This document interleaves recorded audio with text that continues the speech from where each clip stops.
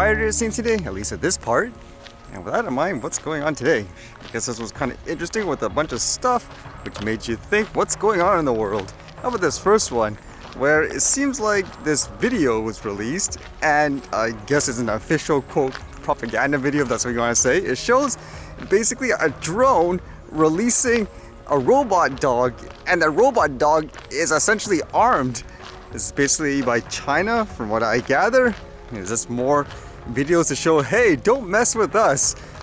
Could you imagine people start seeing thousands of these in the battlefield? It's like something straight out of a movie. How would you feel if there was, quote, I guess, police dogs per se walking around in your local neighborhood with like a camera or, quote, a gun and so forth, like a weapon? Would you be okay with that versus, let's just say, a regular human walking around and patrolling the place? It makes you think too, for people who fear recreational drones and focus on those in terms of there's the quote danger. Does stuff like this change your mind where ultimately this is what your focus should be, not people flying toys? And then I read this where at first I didn't know if it was real. I thought it was just people making it up, where if you hate a company then you'll say anything. But apparently it is, because they acknowledged it. It's basically the company PayPal, where they updated their acceptable use policy, which is pretty normal. Abide by their terms of service in order to use their service. But in this case, it seems like they updated it to imply if you do something, for example, like promote, quote, misinformation, then they can take $2,500 from you? What in the world, huh? So according to this, it sounded like they were going to make it live on November 3rd, 2022. And it says, violation of this acceptable use policy constitutes a violation of the PayPal user agreement and may subject you to damages, including liquidated damages, of $2,500 US per violation, which may be debited directly from your PayPal accounts as outlined in the user agreement section of the PayPal user agreement. That is crazy to think about, because what do they consider as, I guess, a violation of the terms of service? Like here, there's a point saying, involve the sending, posting, or publication of any messages, content, or materials that, in PayPal's sole discretion, are harmful, obscene, harassing, or objectionable.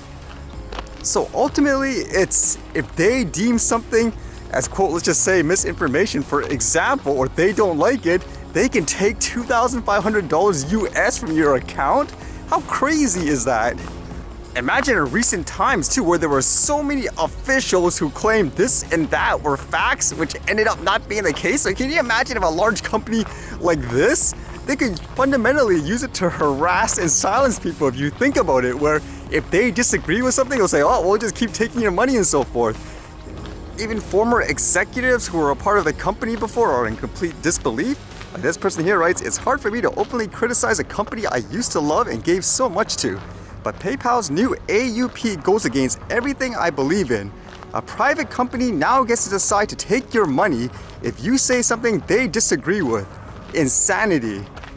Is there any other way to say it? Now, apparently with all this backlash, the company did again acknowledge it was real in terms of that update, but then they're saying it was an error, like the information that was actually in it. So because of that, they actually went back saying, nope, this is not how it's going to be in the future. Like this one says, PayPal pulls back, says it won't fine customers $2,500 for misinformation after backlash.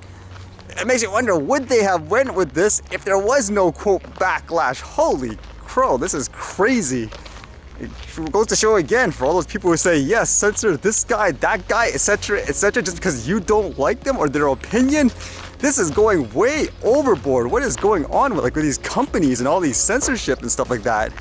To my understanding too, from what I read, the troubling thing is this is actually perfectly legal for a company to do if they want, which makes you wonder. I think some things need to be re-looked at if a company could actually do that.